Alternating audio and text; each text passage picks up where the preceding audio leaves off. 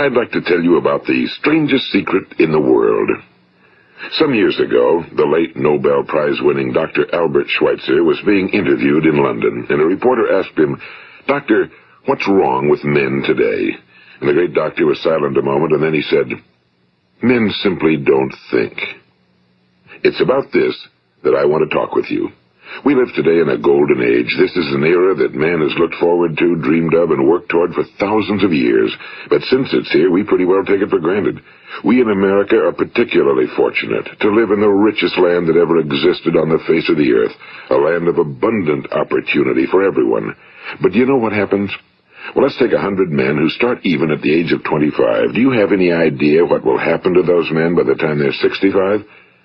These 100 men who all start even at the age of 25 believe they're going to be successful. If you asked any one of these men if he wanted to be a success, he'd tell you he did. And you'd notice that he was eager toward life, that there was a certain sparkle to his eye, an erectness to his carriage, and life seemed like a pretty interesting adventure to him. But by the time they're 65, 1 will be rich. 4 will be financially independent. 5 will still be working. 54 will be broke. Now think a moment. Out of the 100, only 5 make the grade. Now why do so many fail? What has happened to the sparkle that was there when they were 25? What's become of the dreams, the hopes, the plans? And why is there such a large disparity between what these men intended to do and what they actually accomplished? When we say about 5% achieve success, we have to define success. And here's the best definition I've ever been able to find. Success is the progressive realization of a worthy ideal. If a man is working toward a predetermined goal and knows where he's going, that man is a success. If he's not doing that, he's a failure. Success is the progressive realization of a worthy ideal. Rollo May, the distinguished psychiatrist, wrote a wonderful book called Man's Search for Himself. And in this book he says, the opposite of courage in our society is not cowardice. It is conformity. And there you have the trouble today. It's conformity, people acting like everyone else without knowing why, without knowing where they're going. Now think of it. In America right now, there are over 18 million people 65 years of age and older. And most of them are broke. They're dependent on someone else for life's necessities.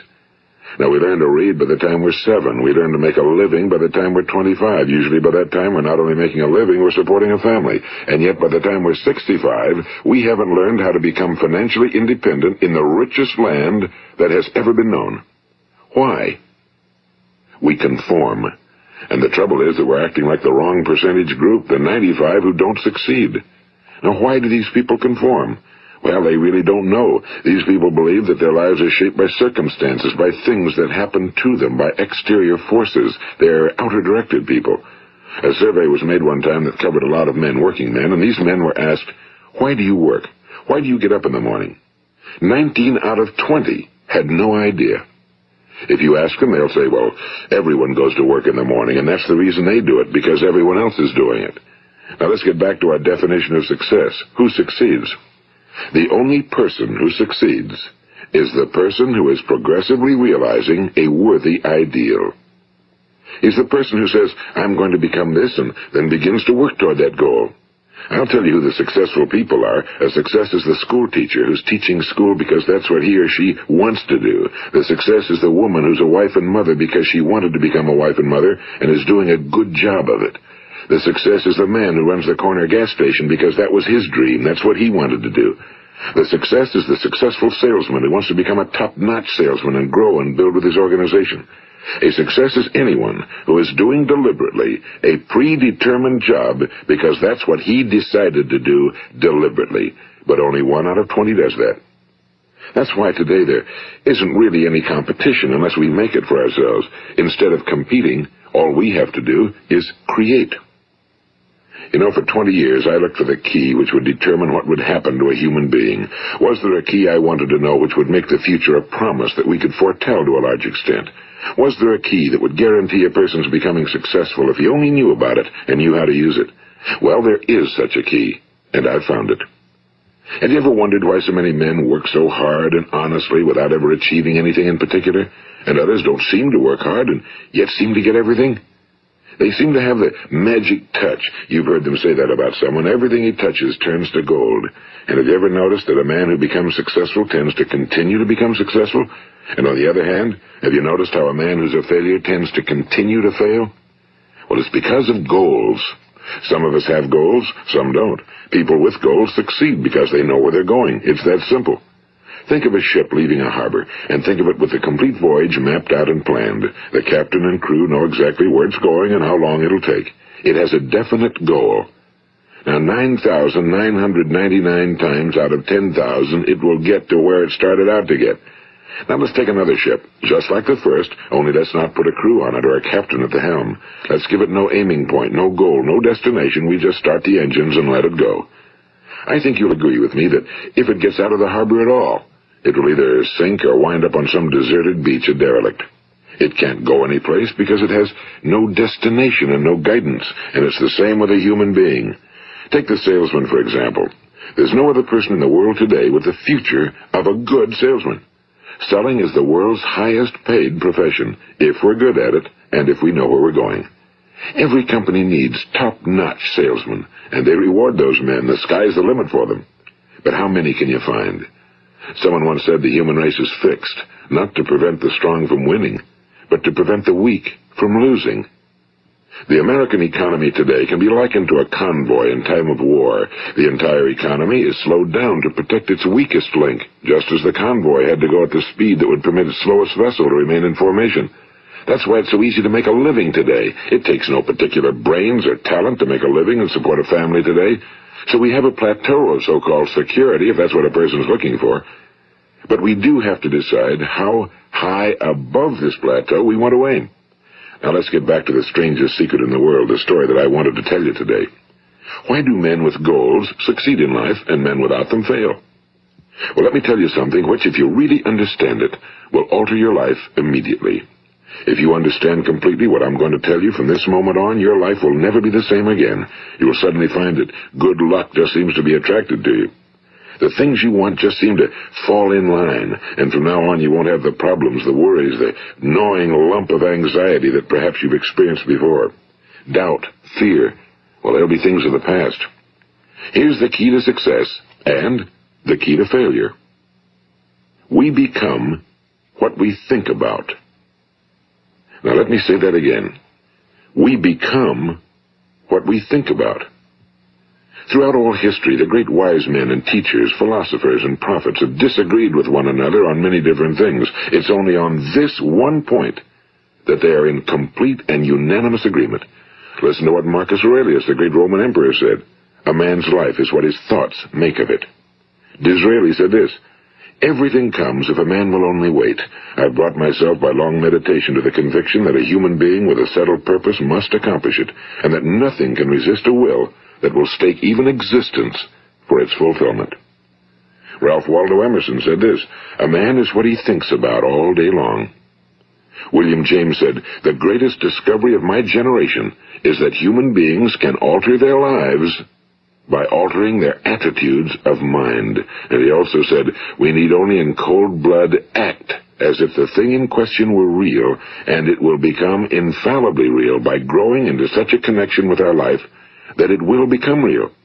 It will become so knit with habit and emotion that our interest in it will be those which characterize belief. And he also said, if you only care enough for a result, you will almost certainly attain it. If you wish to be rich, you will be rich. If you wish to be learned, you will be learned. If you wish to be good, you will be good. Only you must then really wish these things and wish them exclusively, and not wish at the same time 100 other incompatible things just as strongly. In the Bible, you read in Mark 9:23, if thou canst believe, all things are possible to him that believeth.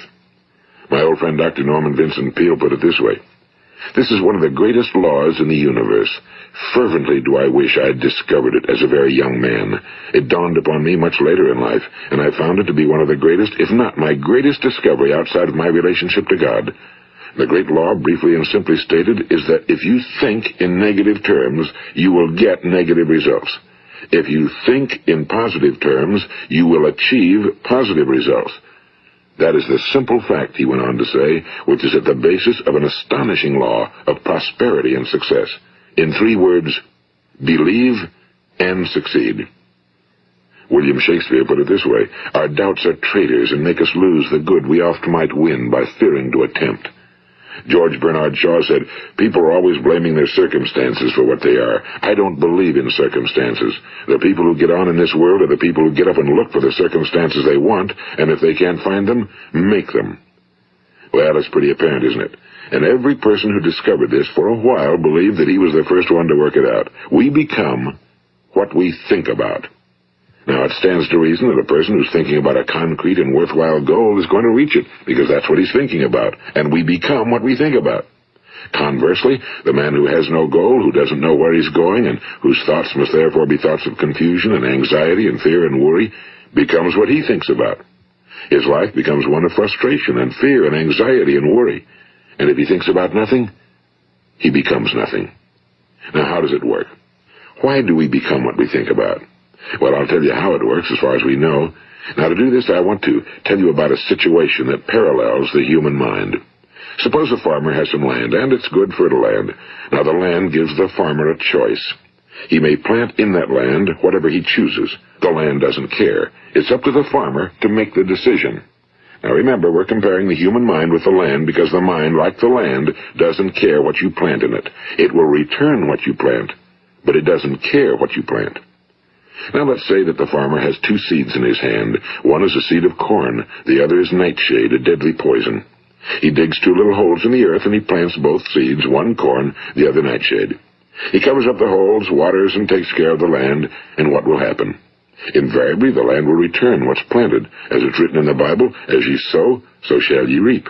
Now remember, the land doesn't care. It'll return poison in just as wonderful abundance as it will corn. So up come the 2 plants, one corn, one poison. Now, the human mind is far more fertile, far more incredible and mysterious than the land, but it works the same way. It doesn't care what we plant. Success, failure. A concrete, worthwhile goal, or confusion. Misunderstanding, fear, anxiety, and so on. But what we plant, it must return to us. You see, the human mind is the last great unexplored continent on Earth. It contains riches beyond our wildest dreams. It will return anything we want to plant. Now, you might say, well, if that's true, why don't people use their minds more? Well, I think they figured out an answer to that one, too. Our mind comes as standard equipment at birth. It's free, and things that are given to us for nothing we place little value on. Things that we pay money for, we value. The paradox is that exactly the reverse is true. Everything that's really worthwhile in life came to us free. Our minds, our souls, our bodies, our hopes, our dreams, our ambitions, our intelligence, our love of family and children and friends and country, all these priceless possessions are free. But the things that cost us money are actually very cheap and can be replaced at any time. A good man can be completely wiped out and make another fortune. He can do that several times. Even if our home burns down, we can rebuild it. But the things we got for nothing, we can never replace. The human mind isn't used because we take it for granted. Familiarity breeds contempt. It can do any kind of job we assign to it, but generally speaking, we use it for little jobs instead of big, important ones. Universities have proved that most of us are operating on about 10% or less of our abilities. So decide now, what is it you want? Plant your goal in your mind. It's the most important decision you'll ever make in your entire life. What is it you want? Do you want to be an outstanding salesman? A better worker at your particular job? Do you want to go places in your company? In your community? Do you want to get rich? All you've got to do is plant that seed in your mind, care for it, work steadily toward your goal, and it will become a reality. It not only will, there's no way that it cannot. You see, that's a law, like the laws of Sir Isaac Newton, the laws of gravity. If you get on top of a building and jump off, you'll always go down. You'll never go up, and it's the same with all the other laws of nature. They always work. They're inflexible. Think about your goal in a relaxed, positive way. Picture yourself in your mind's eye as having already achieved this goal. See yourself doing the things you will be doing when you've reached your goal. Ours has been called the phenobarbital age, the age of ulcers and nervous breakdowns and tranquilizers. At a time when medical research has raised us to a new plateau of good health and longevity, far too many of us worry ourselves into an early grave trying to cope with things in our own little personal ways without learning a few great laws that will take care of everything for us. These things we bring on ourselves through our habitual way of thinking. Every one of us is the sum total of his own thoughts. He is where he is because that's exactly where he really wants to be, whether he'll admit that or not. Each of us must live off the fruit of his thoughts in the future, because what you think today and tomorrow, next month and next year, will mold your life and determine your future. You're guided by your mind. I remember one time I was driving through eastern Arizona, and I saw one of those giant earth-moving machines roaring along the road at about 35 miles an hour with what looked like 30 tons of dirt in it. A tremendous, incredible machine, and there was a little man perched way up on top with the wheel in his hands guiding it. And as I drove along, I was struck by the similarity of that machine to the human mind. Just suppose you're sitting at the controls of such a vast source of energy. Are you going to sit back and fold your arms and let it run itself into a ditch? Or are you going to keep both hands firmly on the wheel and control and direct this power to a specific, worthwhile purpose? It's up to you. You're in the driver's seat. You see, the very law that gives us success is a two-edged sword. We must control our thinking. The same rule that can lead a man to a life of success, wealth, happiness, and all the things he ever dreamed of for himself and his family. That very same law can lead him into the gutter. It's all in how he uses it, for good or for bad. This is the strangest secret in the world. Now, why do I say it's strange, and why do I call it a secret? Actually, it isn't a secret at all. It was first promulgated by some of the earliest wise men, and it appears again and again throughout the Bible, but very few people have learned it, understand it. That's why it's strange, and why for some equally strange reason it virtually remains a secret. I believe that you could go out and walk down the main street of your town and ask one man after another what the secret of success is, and you probably wouldn't run into one man in a month who could tell you. Now, this information is enormously valuable to us if we really understand it and apply it. It's valuable to us not only for our own lives, but the lives of those around us, our families, employees, associates, and friends. Life should be an exciting adventure. It should never be a bore. A man should live fully, be alive. He should be glad to get out of bed in the morning. He should be doing a job he likes to do because he does it well. One time I heard Grove Patterson, the great late editor-in-chief of the Toledo Daily Blade, make a speech, and as he concluded his speech, he said something I've never forgotten.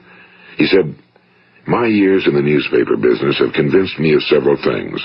Among them, that people are basically good, and that we came from someplace, and we're going someplace. So we should make our time here an exciting adventure. The architect of the universe didn't build a stairway leading nowhere." And the greatest teacher of all, the carpenter from the plains of Galilee, gave us the secret time and time again. As ye believe, so shall it be done unto you. I've explained the strangest secret in the world and how it works. Now, on this side, I want to explain how you can prove to yourself the enormous returns possible in your own life by putting this secret to a practical test. I want you to make a test that will last 30 days. It isn't going to be easy, but if you'll give it a good try, it will completely change your life for the better. Now, back in the 17th century, Sir Isaac Newton, the English mathematician and natural philosopher, gave us some natural laws of physics which apply as much to human beings as they do to the movement of bodies in the universe. And one of these laws is that for every action, there is an equal and opposite reaction. Simply stated, as it applies to you and me, it means we can achieve nothing without paying the price. The results of your 30-day experiment will be in direct proportion to the effort you put forth. To be a doctor, you must pay the price of long years of difficult study. To be successful in selling, and remember that each of us succeeds to the extent of his ability to sell.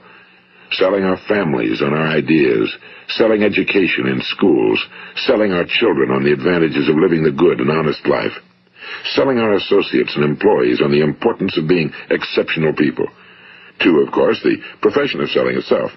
But to be successful in selling our way to the good life, we must be willing to pay the price. Now, what is that price? Well, it's many things. First, it's understanding emotionally, as well as intellectually, that we literally become what we think about, that we must control our thoughts if we're to control our lives. It's understanding fully that as ye sow, so shall ye reap. Second, it's cutting away all fetters from the mind and permitting it to soar as it was divinely designed to do. It's the realization that your limitations are self-imposed and that the opportunities for you today are enormous beyond belief. It's rising above narrow-minded pettiness and prejudice.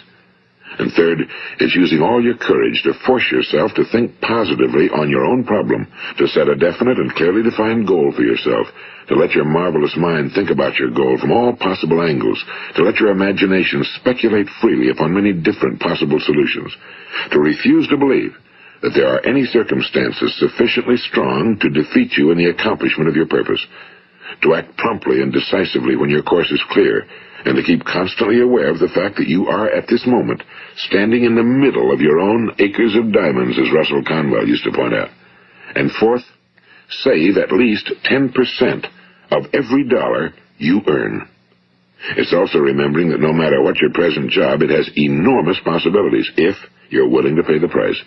Now let's just go over the important points in the price each of us must pay to achieve the wonderful life that can be ours. It is, of course, worth any price. 1. You will become what you think about. 2. Remember the word imagination and let your mind begin to soar. 3. Courage. Concentrate on your goal every day. 4. Save 10% of what you earn. And 5. Action. Ideas are worthless unless we act on them. Now, I'll try to outline the 30-day test I want you to make. Keep in mind that you have nothing to lose by making this test and everything you could possibly want to gain. There are two things that may be said of everyone.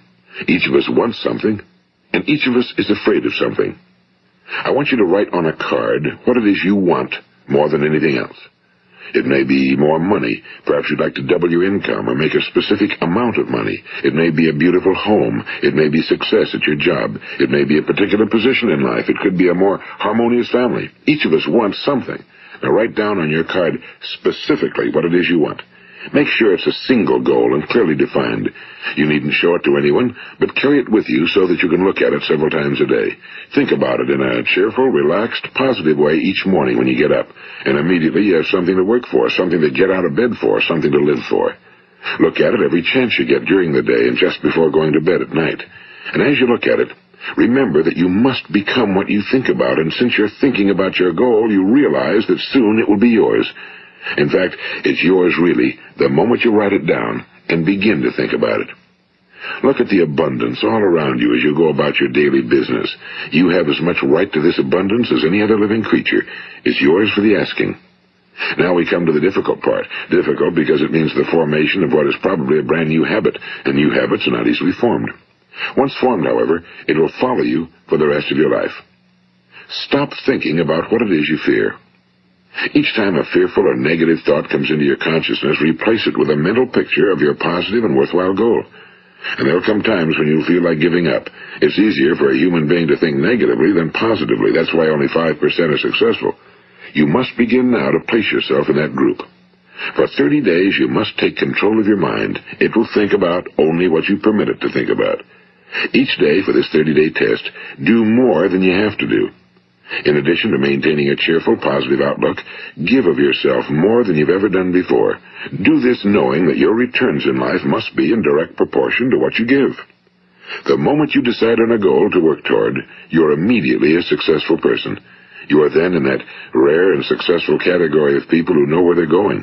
Out of every 100 people, you belong to the top 5. Don't concern yourself too much with how you're going to achieve your goal. Leave that completely to a power greater than yourself. All you have to do is know where you're going. The answers will come to you of their own accord and at the right time. Remember these words from the Sermon on the Mount, and remember them well. Keep them constantly before you this month of your test. Ask, and it shall be given you. Seek, and ye shall find. Knock, and it shall be opened unto you. For every one that asketh receiveth, and he that seeketh findeth, and to him that knocketh it shall be opened. It's as marvelous and as simple as that. In fact, it's so simple that in our seemingly complicated world, it's difficult for an adult to understand that all he needs is a purpose and faith. For 30 days, do your very best. If you're a salesman, go at it as you've never done before, not in a hectic fashion, but with the calm, cheerful assurance that time well spent will give you the abundance in return you deserve and want. If you're a homemaker, devote your 30-day test to completely giving of yourself without thinking about receiving anything in return, and you'll be amazed at the difference it makes in your life.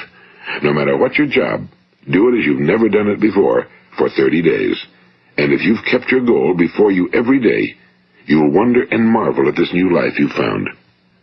Dorothea Brand, the outstanding editor and writer, discovered it for herself and tells about it in her fine book, Wake Up and Live. Her entire philosophy is reduced to the words, act as though it were impossible to fail. She made her own test with sincerity and faith, and her entire life was changed to one of overwhelming success. Now, you make your test for 30 full days. Don't start your test until you've made up your mind to stick with it. You see, by being persistent, you're demonstrating faith. Persistence is simply another word for faith. If you didn't have faith, you'd never persist. If you should fail during your first 30 days, by that I mean suddenly find yourself overwhelmed by negative thoughts, you've got to start over again from that point and go 30 more days. Gradually, your new habit will form until you find yourself one of that wonderful minority to whom virtually nothing is impossible. And don't forget the card. It's vitally important as you begin this new way of living. On one side of the card, write your goal, whatever it may be. On the other side, write the words we've quoted from the Sermon on the Mount. Ask, and it shall be given you. Seek, and ye shall find. Knock, and it shall be opened unto you. Nothing great was ever accomplished without inspiration. See that during these crucial first 30 days, your own inspiration is kept at a peak. And above all, don't worry. Worry brings fear, and fear is crippling. The only thing that can cause you to worry during your test is trying to do it all yourself. Know that all you have to do is hold your goal before you. Everything else will take care of itself. Remember also to keep calm and cheerful. Don't let petty things annoy you and get you off course. Now, since making this test is difficult, some will say, why should I bother? Well, look at the alternative. No one wants to be a failure. No one really wants to be a mediocre individual. No one wants a life constantly filled with worry and fear and frustration. Therefore, remember that you must reap that which you sow. If you sow negative thoughts, your life will be filled with negative things. If you sow positive thoughts, your life will be cheerful, successful, and positive. Now, gradually, you will have a tendency to forget what you've heard on this recording. Play it often. Keep reminding yourself of what you must do to form this new habit. Gather your whole family around at regular intervals and listen to what's been said here. You know, most men will tell you that they want to make money without understanding the law. The only people who make money work in a mint. The rest of us must earn money. This is what causes those who keep looking for something for nothing or a free ride to fail in life. The only way to earn money is by providing people with services or products which are needed and useful. We exchange our time and our product or service for the other man's money. Therefore, the law is that our financial return will be in direct proportion to our service. Now, success is not the result of making money. Making money is the result of success, and success is in direct proportion to our service. Most people have this law backwards. They believe that you're successful if you earn a lot of money. The truth is that you can only earn money after you're successful. It's like the story of the man who sat in front of the stove and said to it, give me heat, and then I'll add the wood. How many men and women do you know, or do you suppose there are today, who take the same attitude toward life? There are millions. We've got to put the fuel in before we can expect heat. Likewise, we've got to be of service first before we can expect money. Don't concern yourself with the money. Be of service. Build, work, dream, create.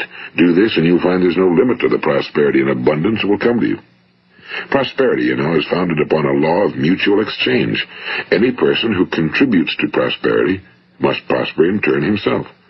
Sometimes the return will not come from those you serve, but it must come to you from someplace, because that's the law. For every action, there is an equal and opposite reaction.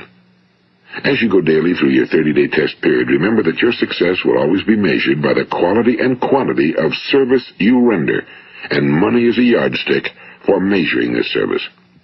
No man can get rich himself unless he enriches others.